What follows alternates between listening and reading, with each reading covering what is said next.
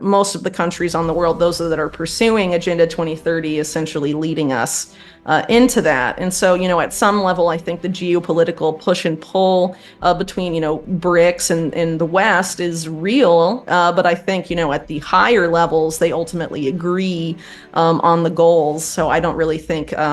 Let's welcome Whitney Webb, the renowned investigative journalist, as she unravels the intricate web of global power dynamics like never before. In today's episode, where we embark on an eye-opening journey with Whitney Webb into the ever-shifting tides of global influence. From the dominance of Western powers to the rise of the BRICS nations, the intricate dance of geopolitics and economics unfolds before us. What's truly captivating is the shared commitment to Agenda 2030 and sustainable development goals across these diverse players. But amidst this apparent unity, a vital question arises. Does the promise of a multipolar world truly offer inclusivity and representation? Or are we witnessing a subtle reshuffling of power dynamics? Join us as we dive deep into these pressing issues, exploring the paths that lie ahead in our global narrative. That we're really at a point where there are unprecedented efforts to create a system of global governance. And I think the dichotomy that they're trying to make, and I again think it's a false dichotomy, is we can either have the current existing unipolar world order, Western dominated, or have this multipolar world order, which is going to be dominated by the BRICS countries. And of course, within BRICS, the dominant countries are Russia and China. And so the idea, it's being framed even, upon independent media. There's some people that claim that the multipolarity model is better because it's more inclusive and more countries have a voice. But ultimately, the same 2030 agenda or Agenda 2030, the Sustainable Development Goals embraced by the EU and the Biden administration, what have you, are also embraced by the BRICS countries that are supposed to represent a challenge to the Western order. So maybe there's a few more seats at the table under the multipolar world order, but in terms of the world that will come in through it, it's the same as if the unipolar world order continues on its way, essentially, because the Sustainable Development Goals have been developed essentially by bankers. You could describe it, or I would describe it, as a global Wall Street coup, essentially. Well, not necessarily Wall Street, but transnational finance. You have people like Mark Carney, former Goldman Sachs, former head of Bank of England, Bank of Canada, Financial Stability Board, aider and abetter of HSBC's money laundering for drug cartels. He's the person that's in charge of climate action for the United Nations. Their other point man is Mike Bloomberg, former Salomon Brothers, former mayor of New York, billionaire guy. And if you think these people care about the environment and sustainable development and building a more inclusive world, I'm sorry, but you have been had. Larry Fink is in this group too, and he doesn't. To think that he wants to make a more inclusive world is insane. He's interested in increasing the amount of assets that BlackRock manages, and pretty much only that. So these are the people that are essentially behind a lot of the net zero plans, behind a lot of the other SDG plans that essentially move us from the model, the free market capitalist model, into more this technocratic model where, every commodity, everything is going to be tokenized. And you've seen Larry Fink in the past couple of days be very open about that, following the approval of the BlackRock's Bitcoin ETF, for example, talking about the tokenization revolution and all of this.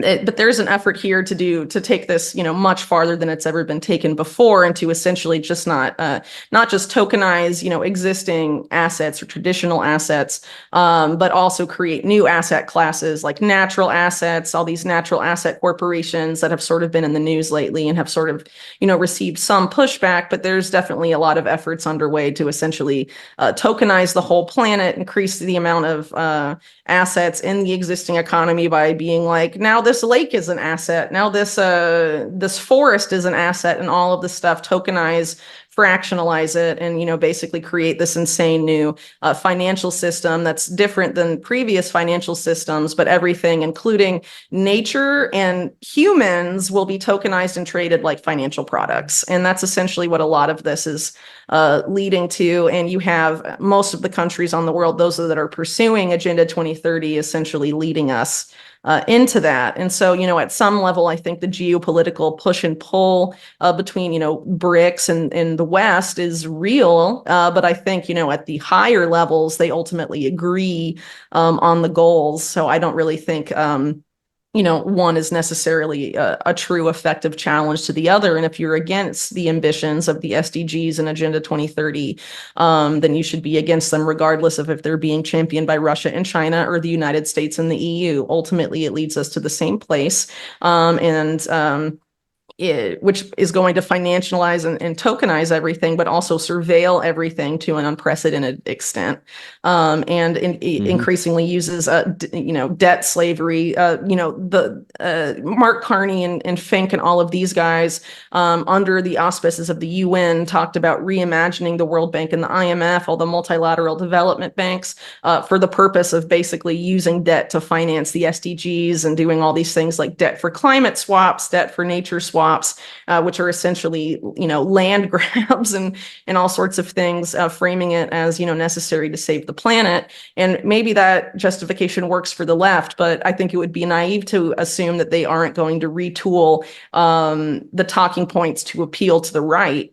I think that's definitely going to be happening. And if you look at Fink himself, he's tried to go away from being the point man for ESG and all of this towards a guy that's saying, like, look how profitable this is going to be for us. And you can have a part of the riches by tokenizing your land and putting it on this platform where it can be traded and whatever. Like, you can have a piece of all this wealth and whatever. I think that's how they're going to try and frame it. And I think people need to be very, very aware, because, the efforts to manipulate us to acquiesce to this system are unprecedented. And I think ultimately, if you have a good grasp of what they want to enact on the global stage, regardless of the justifications or the political figures they use or influencers and media that they try to use to sell this to you, if you are firm in your opposition to these agendas, then you'll be able to sort through the nonsense. Because as you said, all the stuff coming out online is increasingly just so psyop after psyop after psyop. And, it's hard to know who to trust and who to believe, what have you. But if you know that the end goal is global governance, mass surveillance, the end of privacy, all of that, you can look at who is pushing those agendas and say no. And ultimately, at the end of the day, you have to say no. You have to know what your red lines are, and you have to make it about trusting your red lines and trusting where you stand, not so much trusting this political savior or that political savior or this media influencer, which I think a lot of people have been doing. And I think it's definitely time for another model, particularly when it comes to US presidential politics, because how many times can we vote for the lesser of two evils and have a good outcome? It's never happened, and it's not going to keep happening. And, all of these efforts, in the case of Trump, to explain away his decisions last time and act like it's going to be different this time. We can't wait to see what's going to happen this time. The situation has come to a head arguably already, and it's up to people to find local solutions and build something with their communities that will help them help everyone in that community protect themselves against all these stressors and crises that are to come.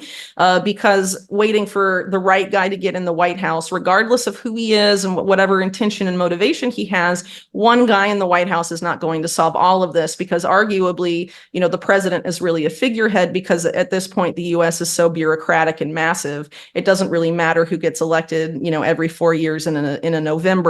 The agenda is going to continue. And I think people need to really get wise about that. And particularly now where, presidential politics is pushed to the forefront of both mainstream and independent media, it's increasing. It really has been for some time a circus at the end of the day. And I think we should be paying attention to these really real issues and increasingly focus on solutions, which I think, finds very little airtime in independent media these days, which I think is definitely a trend I'd like to see reversed, because it's definitely time to start building something parallel to this Agenda 2030 2030 stuff.